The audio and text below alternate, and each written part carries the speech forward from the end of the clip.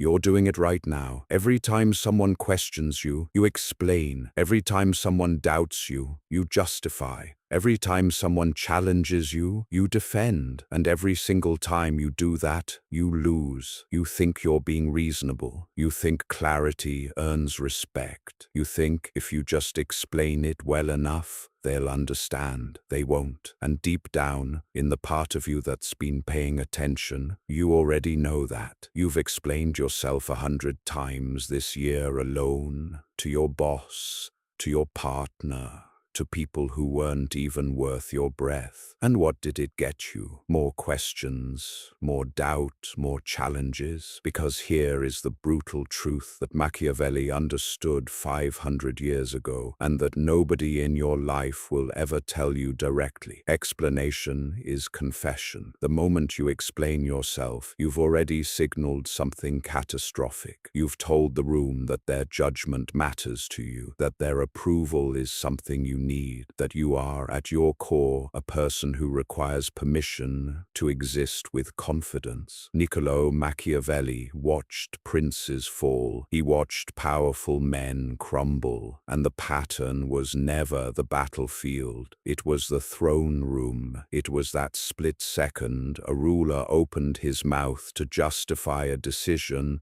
to people who had no right to question it. Power, Machiavelli observed, is not lost through force. It is surrendered through words. You have been surrendering yours daily, but this is not a character flaw. This is a strategic error, and strategic errors can be corrected. What you've been calling honesty is actually anxiety wearing a disguise. What you've been calling communication is actually appeasement dressed up as virtue. Today, that changes. Here is exactly what you are going to learn in this video: why explanation is a dominant signal in reverse, how silence creates power that words destroy, the predators read what others actually see when you over-explain, the art of the non-answer and surgical deflection, how to respond to pressure without ever justifying yourself, when strategic explanation is a weapon, not a weakness, and finally the identity shift that makes silence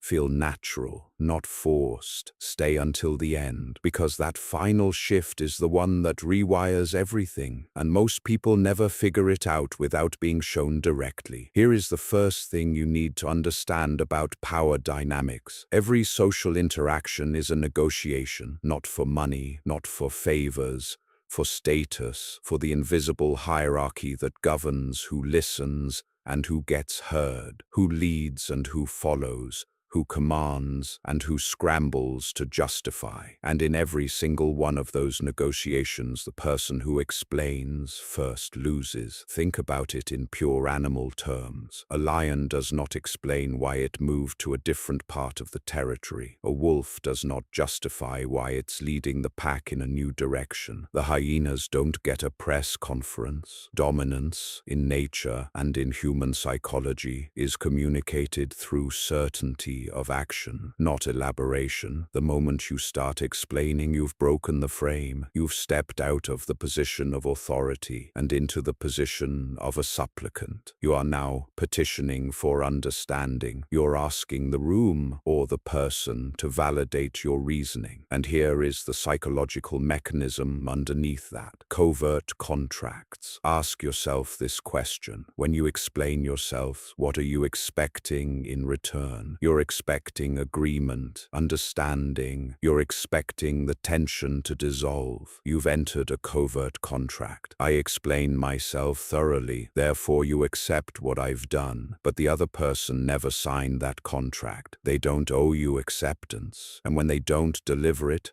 when they keep pushing, you explain more, you go deeper, you get more specific, and you spiral. Machiavelli wrote in The Prince, "It is better to be feared than loved if you cannot have both." What he understood, what that line is really about, is dependency. Love requires management. Fear requires presence. The ruler who explains his decisions is managing love. The ruler who acts with unshakable conviction is projecting something far more powerful. Here is your first tactical directive. Stop treating explanation as a social lubricant. It is not smoothing things over. It is hemorrhaging authority. The next time you feel the urge to explain a decision to anyone, pause. Ask yourself, am I explaining to inform or am I explaining to appease? If it's appeasement, close your mouth. A surgeon does not apologize for the incision. He makes it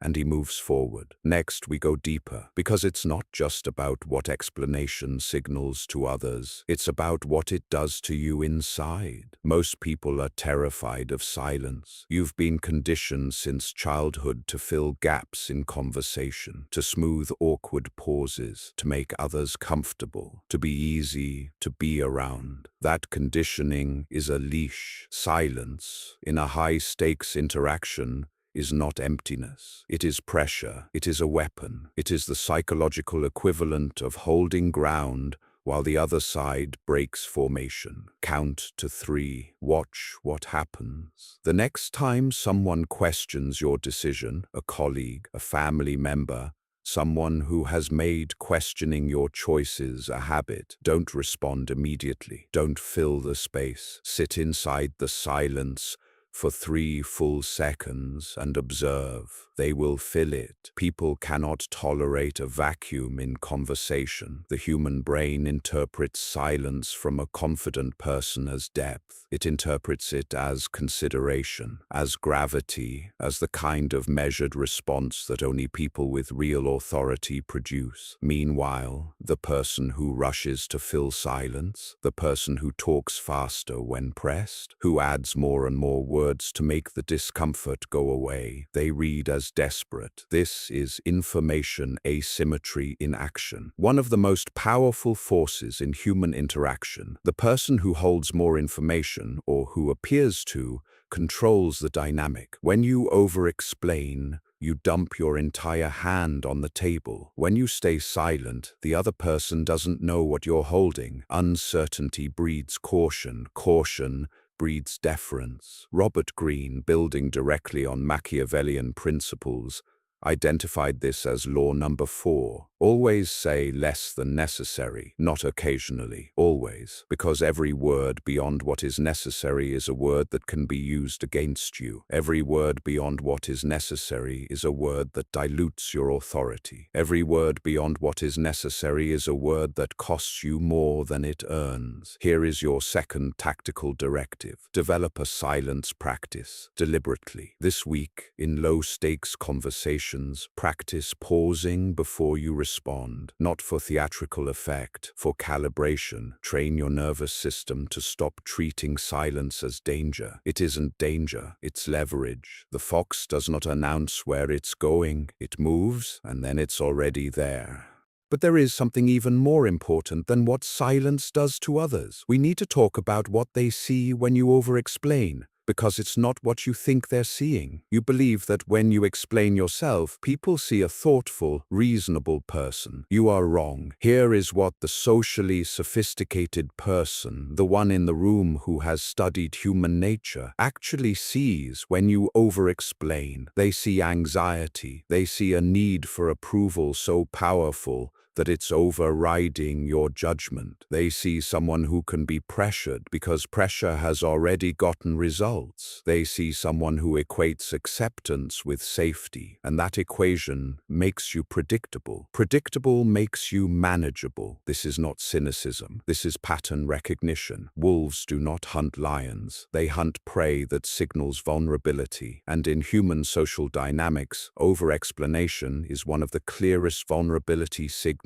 that exists. Think about the people in your life that you genuinely respect, the ones you consider powerful, composed, authoritative. Do they explain themselves constantly? Do they justify their decisions to whoever questions them? No, they state, they decide, they move, and when pressed, they might offer a brief, measured response, not to satisfy the questioner's anxiety, but because they chose to offer it on their terms from a position of abundance, not appeasement. There is a critical psychological distinction here. The difference between informing and defending. Informing comes from strength. You have something the other person needs to know, and you're choosing to share it. The frame is generosity. Defending comes from fear. Someone has pressed you, and you're trying to make them stop. The frame is survival. People can feel the difference every time. Machiavelli was surgical about this. He wrote about the importance of appearance, not as vanity, but as strategic reality. Everyone sees what you appear to be. Few experience what you really are. Your explanations are shaping your appearance, and right now they are shaping it wrong. Ask yourself this question. Who in your life has been using your explanations against you? Who has learned that pressing you gets results? Who treats your justifications as an invitation to press harder? Name that person, because the next phase is specifically about them. Now we get tactical. You understand why explaining is a weakness signal. Now you need to know what to do instead, because silence alone is not always sufficient. Sometimes a response is required. Sometimes the social context demands words. The question is, which words? This is the art of the non-answer, and it is, without exaggeration, one of the most valuable social skills you will ever develop. The non-answer is not evasion, it is not lying, it is not passive aggression, it is a response that acknowledges the question without surrendering to the frame of the question. Here is how it works in practice. Someone questions your decision. Instead of explaining, you redirect. That's an interesting way to look at it. You haven't agreed, you haven't defended, you've offered nothing that can be used as ammunition,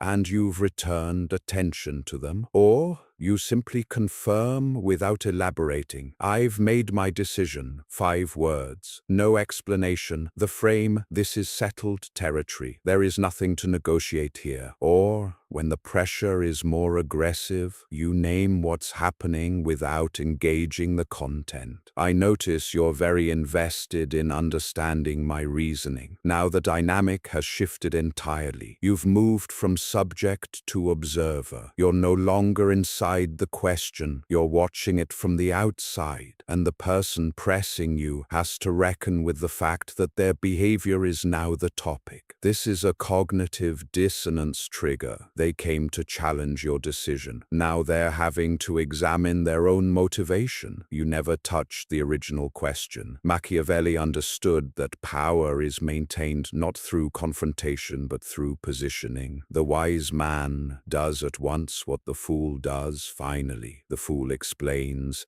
gets challenged, explains more, gets more challenged, and eventually either capitulates or explodes. The wise man positions himself outside the challenge from the beginning. Here is your third tactical directive, and this one is a call to action. This week, prepare 3 non-answers. Write them down, specific to your specific pressure points. Who pushes you? What do they say? And what is your non-answer? The response that neither explains nor deflects, so obviously it creates more friction. Drill them, internalize them, make them reflexive, because when you're under pressure, you will default to your training. Make sure your training is this, not the anxiety response you've been running for years. We've talked about deflection, but there is a harder scenario. What happens when the pressure doesn't stop? What happens when someone is relentless, persistent, and silence and non-answers aren't diffusing the situation? This is where it gets sharper. Sustained pressure is a dominance test. Understand that first. When someone keeps pushing, when they cycle back to the same challenge after you've already responded, they are not seeking information. They are testing the permeability of your frame. They want to know if more pressure gets more results. If it ever has, even once, they will keep applying it. This is operant conditioning. They've been trained by your past behavior that persistence pays off. The only way to break that pattern is to make persistence cost something. or yield nothing. Here is the advanced move. You name the dynamic once, and then you disengage entirely, not with anger, not with defensiveness, with clinical detachment. I've said what I have to say on this. We're not going to keep covering the same ground. And then you physically or conversationally move on. You don't wait for their response. You don't monitor their reaction to see if they're satisfied. You've issued a statement. You've moved. This is territorial behavior in the most sophisticated sense. You've drawn a boundary, not with emotion but with architecture. The conversation ends not because they agreed, but because you withdrew the battlefield. The psychological concept at work here is frame control. Every interaction has a frame, an implicit set of rules about who owes what to whom, who answers and who asks, what's negotiable and what isn't. When you explain under pressure, you're accepting their frame. You're validating the premise that your decisions require external approval. When you disengage cleanly, you're installing your frame. The premise: this is not a negotiation. This is a settled matter. Wolves do not negotiate with the deer about whether the hunt was fair. Machiavelli was direct. Men are so simple of mind and so much dominated by their immediate needs that a deceitful man will always find plenty who are ready to be deceived. What he's pointing at is the universality of the pressure game. People will always test frames. They will always probe for weakness, not because they're malicious, but because hierarchy is the organizing principle of human groups. Everyone is always locating themselves relative to everyone else. Your job is to make your position clear, not through aggression, through consistency. Here is your fourth tactical directive. Identify your 3 biggest pressure points, the situations where you reliably over-explain, then script your disengagement move for each one. Practice saying it without facial expressions of apology or anxiety. No tilted head, no softening, direct eye contact, measured delivery. The battlefield isn't the words, it's the body delivering them. Now, a critical distinction. Everything you've heard so far could be misread as never explain, never share, never communicate. That is not the principle. The principle is strategic deployment. There are moments when explanation is not weakness, it is warfare. When sharing information is not appeasement, it is positioning. When the decision to elaborate is made from abundance, from choice, not from anxiety. Here is how you know the difference. Weakness explanation. You explain because silence feels dangerous, because you need them to understand, because you cannot tolerate their discomfort with your decision. Strategic explanation. You explain because sharing this specific information serves your objective, because it shifts their frame in a direction that benefits you, because you've chosen to inform, not to seek approval. The fox knows when to move visibly and when to move in shadow. Both are strategic, neither is reactive. In negotiation, strategically timed explanation can disarm. In leadership, well-chosen transparency builds genuine loyalty. In conflict, the right disclosure at the right moment can reframe an entire dynamic in seconds. The variable is why you're speaking. Ask yourself this question before every explanation you consider giving. Am I speaking from choice or from fear? From choice, proceed. From fear, close your mouth and find your ground first. Machiavelli separated the lion from the fox for a reason. A prince must be a fox to recognize traps, and a lion to frighten wolves. The fox knows information is currency. It is not spent carelessly. It is deployed with precision. Your fifth tactical directive. Before your next significant explanation, run the choice or fear audit. 2 seconds. Internal. Honest. If the answer is fear, delay. Regroup. Respond from a different psychological position. The words will be different. The impact will be completely different. We're nearly at the end, and I told you at the beginning, This final shift rewires everything. This is not about tactics. This is not about scripts. This is about identity. And it's the reason why most people learn these techniques and still don't change. Stay with this. Here is the real reason you over-explain. Not because you're weak, not because you lack knowledge, not because nobody ever told you these principles. It's because somewhere in your formation, in childhood, in formative relationships, in early social environments, you learned that explaining yourself kept you safe. Maybe it de-escalated a volatile parent. Maybe it satisfied a teacher who needed to understand your reasoning before accepting it. Maybe it bought you time in a threatening dynamic. The explanation worked. It was adaptive, and then it became a reflex, and then a habit, and then an identity. I'm someone who explains themselves. I believe in communication.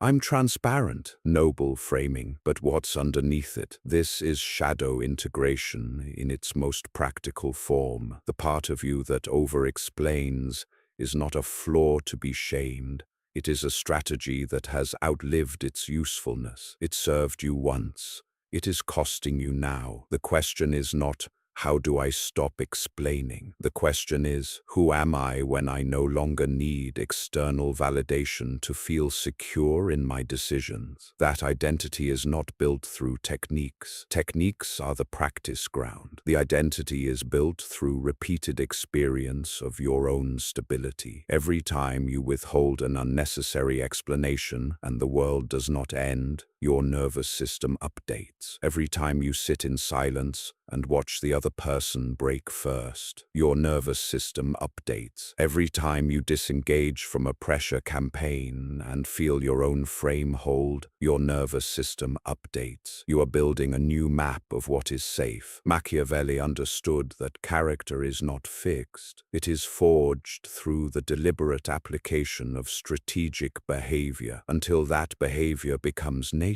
The lion cannot protect himself from traps, and the fox cannot defend himself from wolves. One must be both fox and lion. You are learning to be both, not through force, through practice, through repetition, through choosing daily in small moments and large ones to stop seeking permission from the outside world for decisions that are already yours to make. Here is your final tactical directive. Choose one relationship, just one, where you have been systematically over-explaining. Starting today, implement a 30-day moratorium on unnecessary explanation in that relationship. Not stonewalling, not hostility, simply clarity without justification. Decisions delivered as decisions, not proposals awaiting approval. Watch what happens to the dynamic. Watch what happens to the respect. Watch what happens to you. Let's bring this all together. You came into this video as someone who has been hemorrhaging authority one explanation at a time. You've been treating your decisions like proposals.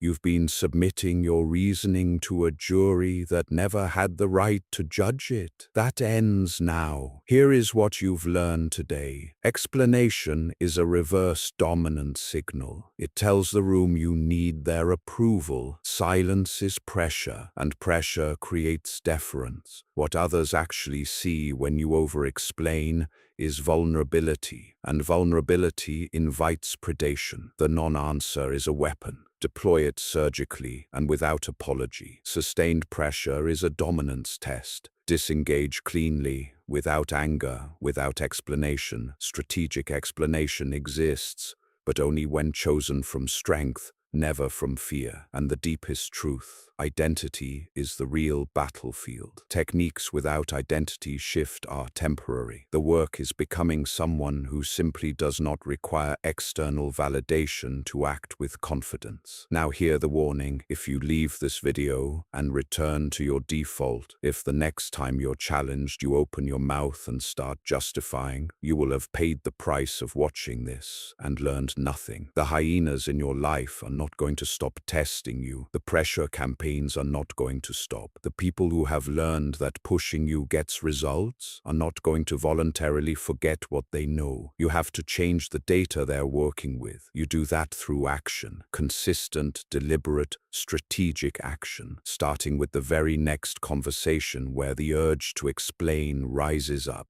and you choose differently. If this video cut through something, if it named something you've been feeling but couldn't articulate, hit subscribe, because this channel exists for exactly that purpose, to hand you the maps that most people never get access to. Every week we cover dark psychology, power dynamics, and Machiavellian strategy. Practical, unfiltered, no softening. And right now, in the comments, I want you to write one word. Write sovereign below, not as a performance, as a declaration, as a marker in time, the exact moment you decided that your decisions no longer require a defense attorney. You move, you act, you hold your frame. Everything else is noise.